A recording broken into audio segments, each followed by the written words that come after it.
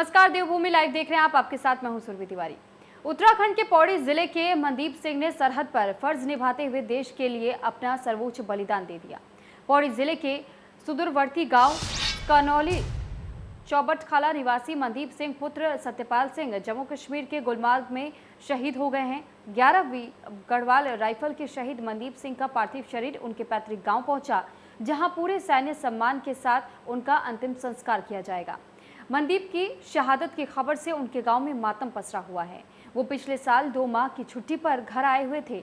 मनदीप के शहीद होने की सूचना पर पूर्व मुख्यमंत्री त्रिवेंद्र सिंह रावत ने उनके बलिदान को शत-शत नमन किया। उन्होंने अपने सोशल मीडिया अकाउंट पर संवेदनाएं व्यक्त की हैं।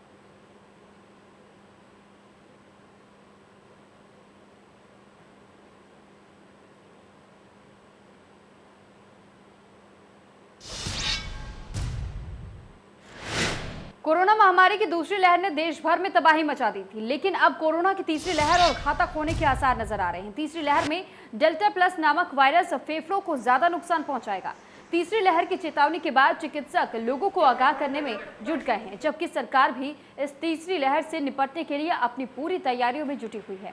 विशेषज्ञ की माने तो तीसरी लहर में डेल्टा वेरिएंट सबसे ज्यादा फेफड़ों को प्रभावित करेगी। इसमें केवल सोशल डिस्टेंस, मास्क का इस्तेमाल और सफर करने के परहेज करें। इन्हीं से सावधानी से इस घातक महामारी से बचा जा सकता है।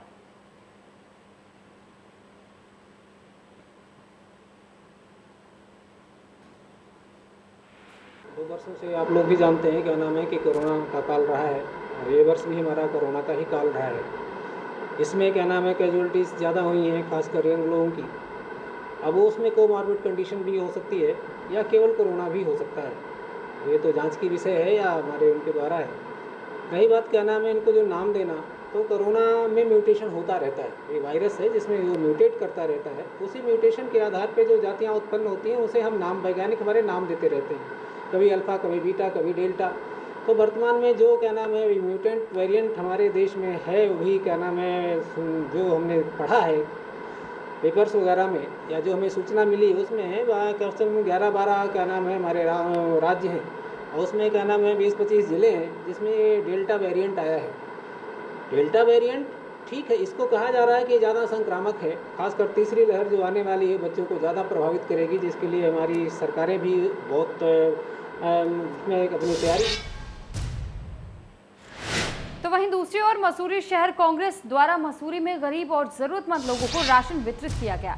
इस मौके पर मसूरी कांग्रेस भवन में आयोजित कार्यक्रम में बतौर मुख्य अतिथि पूर्व विधायक राजकुमार और महानगर अध्यक्ष लालचंद शर्मा ने शिरकत की। इस मौके पर उन्होंने गरीब और जरूरतमंद लोगों को राशन वितरित किया।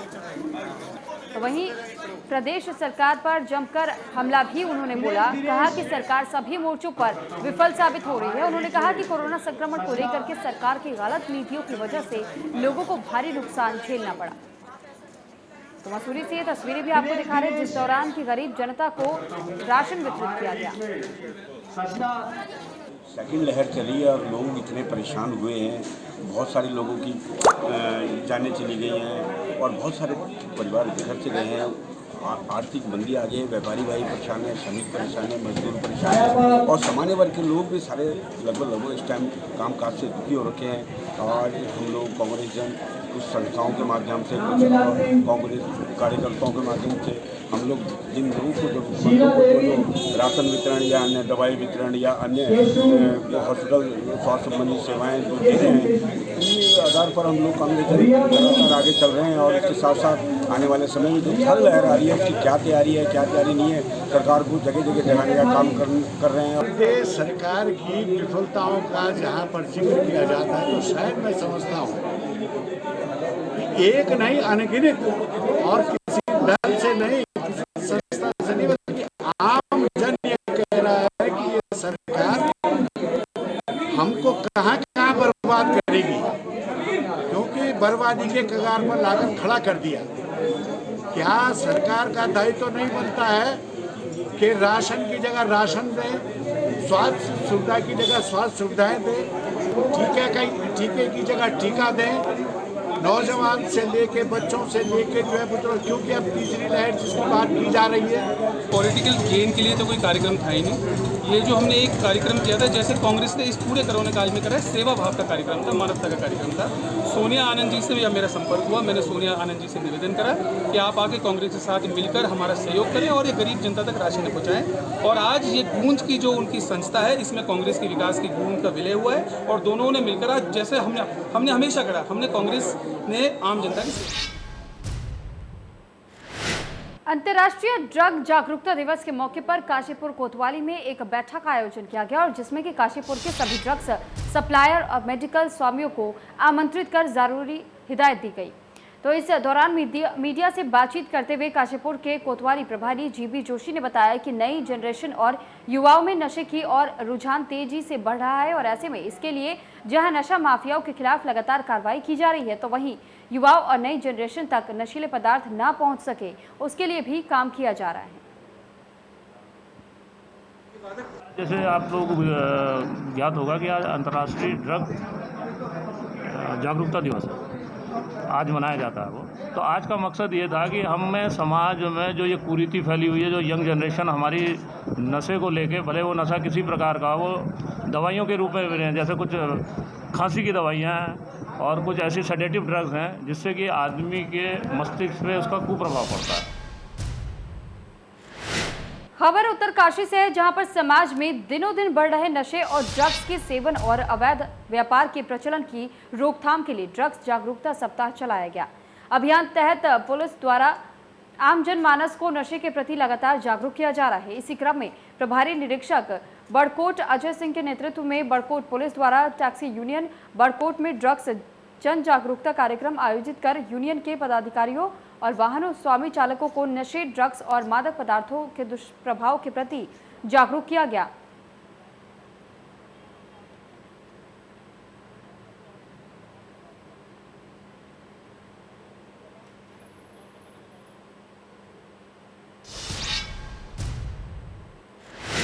नशे के गर्त में डूबते युवाओं को इसकी वजह से होने वाले नुकसान के प्रति जागरूक करने और उन्हें नशे की लत से बचाने के लिए रुड़की के मंगलौर कोतवाली परिसर से मंगलौर पुलिस के सहयोग से मुस्लिम सेवा संगठन के द्वारा बड़ा जागरूकता अभियान चलाया गया।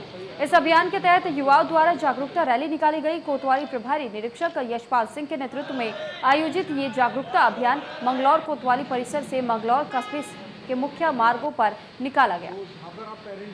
मुस्लिम सेवा संगठन की एक पहल है और उत्तराखंड पुलिस इसमें हमारा सहयोग कर रही है और उन्होंने एक डीजीपी साहब अशोक कुमार जी ने एक पहल स्टार्ट की थी जिसमें हमने आगे बढ़कर हिस्सा लिया। मंगलौर के अंदर नशे की प्रवृत्ति युवाओं के अंदर बहुत ज़्यादा बढ़ गई है और अभिभावक लेवल पर भी, टीचर्स के लेवल पर भी, समाज के लेवल पर भी हम लोग इसको रोकने में फेल हुए हैं, अभी तक विफल साबित हुए हैं। उसकी वजह लोगों के अंदर पुलिस को लेकर एक डर है कि अगर हम कंप्लेंट करेंगे तो हम ही से पूछताछ होगी, जिसको दूर करने के लिए हमारे निरीक्षक साहब ने, प्रभारी साहब ने ये पहल की कि हम लोग को बुलाया और इसको साथ में लिया ताकि हम लोगों तक ये बात पहुंचा सकें और उनको इसकी बुराइयां समझा सकें। हमारे उत्तराखंड प्रदेश के डीजीपी महोदय के द्वारा एक अभियान चलाया गया है, साप्ताहिक अभियान, जिसमें ड्रग्स के खिलाफ जनता में ज़्यादा से ज़्यादा जागरूकता बढ़ाने के लिए और नशे की रोकथाम के लिए कार्रवाई करनी है। इसमें हम जन सहयोग से जो है नशे के खिलाफ प्रचार प्रसार कर रहे हैं, जिससे हम आम लोगों में जन जागृति आए, क्योंकि नशा काफ़ी हद तक बढ़ चुका है। और हालांकि हम पुलिस इसमें कार्रवाई करते रहते हैं, लेकिन जिस रेशो में, जिस तरीके से बढ़ रहा, युवाओं में इसकी प्रवृत्ति बढ़ रही है, उसमें जनता के सहयोग, जनता में जैसे टीचर हो गए, अभिभावक हो गए, मीडिया हो गई और अन्य मंच जैसे कि इनका मंच है, तो इनके माध्यम से हम इसमें लोगों में जन जागृति लाना चाह रहे हैं। तो इसके लिए आज इनकी रैली। हल्द्वानी के वन अनुसंधान केंद्र में देश की पहली भारत वाटिका तैयार की गई है और इस वाटिका में 28 राज्यों और 5 केंद्र शासित प्रदेशों ने राज्य वृक्षों का लगाया है और सभी राज्य के वृक्ष लगाने से पहले यहाँ की मिट्टी का खास ट्रीटमेंट भी किया गया है, जिससे यहाँ सभी पौधे अच्छी तरह से विकसित हो सकें। इस वाटिका को बनाने का खास मकसद यही है कि कई राज्यों के राज्य वृक्ष विलुप्त होने की कगार पर हैं। इन सभी वृक्षों के हल्द्वानी वन अनुसंधान केंद्र संरक्षित करने की कोशिश कर रहा है। प्रोजेक्ट है भारत वाटिका, हमने इसको नाम दिया है, जहाँ पे देश के समस्त 28 राज्य और 5 केंद्र शासित प्रदेशों के जो राज्य वृक्ष हैं उनको एक साथ एक जगह पे प्लांट करके, ग्रो करके और संरक्षित किया गया है। इसका उद्देश्य ये है कि राष्ट्रीय एकता के साथ साथ पर्यावरण और जैव विविधता संरक्षण को बढ़ावा दिया जाए और राष्ट्रवाद और राष्ट्रीय एकता की भावना भरने के साथ साथ एक जो हमारे देश की विविधता है पर्यावरण की और वनस्पतियों की, उसको भी हाईलाइट किया जाए। और साथ में हल्द्वानी के लिए भी एक बड़े गौरव की बात है कि यहाँ पे देश में इस तरह की एक पहली वाटिका स्थापित हुई है। देखिए, इस जो स्टेट ट्री जिसको हमने भारत वाटिका का नाम दिया है, इस पे जो हमने सारे राज्यों के और केंद्र शासित प्रदेश के वृक्षों को जो 26 पौधे हैं उनको यहाँ पर स्थापित किया है, क्योंकि कुछ क्लाइमेट का भी असर है। जैसे खेजड़ी की अगर हम बात करें, वो बिल्कुल राजस्थान का पौधा है, वहाँ पर हमने जो क्लाइमेट दिया है वो एकदम गर्म क्लाइमेट, थोड़ा सैंडी लगाया है। और कुछ जैसे सेट के हैं, देवदार है, बुरांस है, इनको हमने थोड़ा सेट प्रोवाइड कराया है और मिट्टी को भी थोड़ा सा ट्रीटमेंट कराया है कि ताकि उस तरह की मिट्टी में यहाँ पर इसको उपलब्ध हो सके। क्या कंसेप्ट है इसके पीछे से? इसके पीछे कॉन्सेप्ट ये है कि पूरे देश भर के इतने प्रजातियों को एक ही जगह पर एक ही क्लाइमेट में करना और उनको संरक्षित करना। खासतौर से ये एजुकेशनल पर्पज़ से हमारा है कि आम जनमानस यहाँ पर आए, ये विद्यार्थी यहाँ पर आए। तो हल्द्वानी के वन भूलपुरा थाने के पुलिसकर्मियों से नशे की हालत में 6 युवक द्वारा जमकर मारपीट का मामला सामने आया है। और दरअसल कोला पुल पर चेकिंग के दौरान रोकने पर युवकों ने पुलिसकर्मियों से गाली गलौज कर मारपीट की शुरुआत कर दी, जिसमें कि पुलिस का एक सिपाही घायल हो गया। सूचना के बाद मौके पर पहुंची पुलिस टीम ने सभी 6 आरोपियों को गिरफ्तार कर लिया। वन भूलपुरा थाने का ये मामला है। कल रात को जब हमारे गौला पार्क की पिकेट पे लड़के चेकिंग कर रहे थे, उस समय एक टेम्पो में 6 नवयुवक आए थे और वो शराब पिए हुए थे। जब उनको चेकिंग के लिए उनसे उनकी आइडेंटिटी मांगी गई तो उन्होंने वहाँ पे उपस्थित जो कर्मी हैं उनके साथ अभद्रता की और हाथापाई हुई है। पुलिस के द्वारा तत्काल इन 6 लोगों को गिरफ्तार किया गया है। इनके विरुद्ध धारा 147, 48 और 332, 353 IPC में मुकदमा दर्ज करने के बाद इनको माननीय न्यायालय के समक्ष चार्ज पेश किया। तो वहीं दूसरी ओर ऋषिकेश से हरिद्वार जा रही गाड़ी तेज रफ्तार होने के कारण डिवाइडर से जा टकराई और पलट गई और गाड़ी में आग लग गई। गाड़ी में बैठे लोगों ने कूदकर अपनी जान बचाई। स्थानीय लोगों ने इसकी सूचना फायर विभाग को दी तो फायर विभाग की गाड़ी ने कड़ी मशक्कत के बाद आग पर काबू पाया। गनीमत ये रही कि गाड़ी में बैठे हुए लोगों को कोई भी नुकसान नहीं पहुंचा।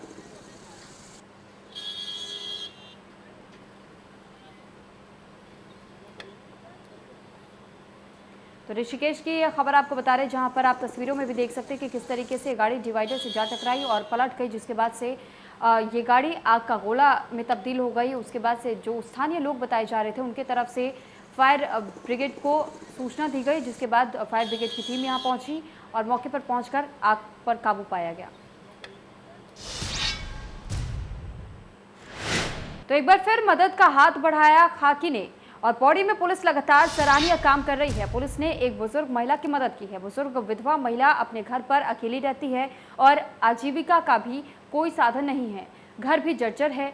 जिस थाना अध्यक्ष ने बुजुर्ग महिला की बात को गंभीरता और मानवीयता से समझने के पश्चात तुरंत ही स्थानीय बाजार से महिला के घर को बारिश से बचाव के लिए तिरपाल खरीदा और पुलिस टीम के साथ करीब 1 किलोमीटर पैदल चढ़ाई चढ़कर कुल्हाड़ गांव पहुंचे और बुजुर्ग महिला के पुश्तैनी घर को दुरुस्त किया। साथ ही महिला को राशन किट भी दिया गया।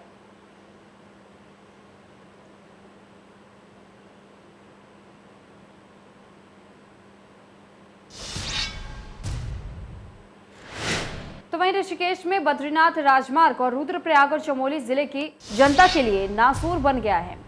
आए दिन राजमार्ग पर जगह जगह बोल्डर मलबा गिरने से यातायात घंटों बाधित रहता है। वहीं आवागमन के लिए भी राष्ट्रीय राजमार्ग खतरनाक बन गया है। दरअसल हाईवे के चौड़ीकरण के मशीनों से कटिंग के बजाय विस्फोट किया गया, जिस कारण पहाड़ी पर दरारें पड़ने से भूस्खलन हो रहा है। वहीं डीएम का कहना है कि बद्रीनाथ हाईवे पर डेंजर जोन वाले स्थानों का ट्रीटमेंट किया जा रहा है। ऐसे में 3 से 4 घंटे के भीतर राजमार्ग को खोलने के प्रयास किए जा रहे हैं।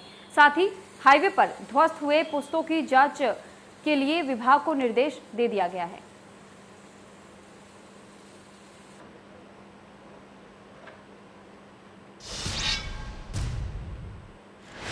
तो उत्तराखंड में पिछले 24 घंटे में कोरोना संक्रमण के 128 नए मामले अब तक सामने आ चुके हैं और वहीं 2 मरीजों की मौत हुई है।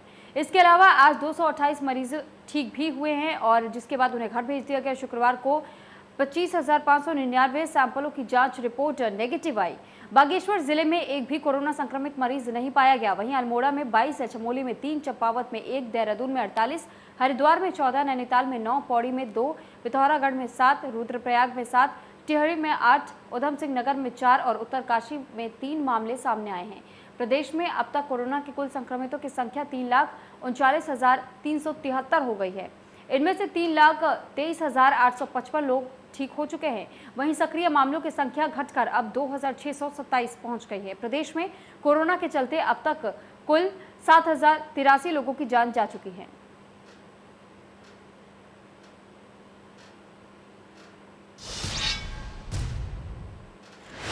फिलहाल देवभूमि लाइव में मेरे साथ इतना ही। आप बने रहिए इंडिया न्यूज उत्तर प्रदेश उत्तराखंड के साथ। नमस्कार।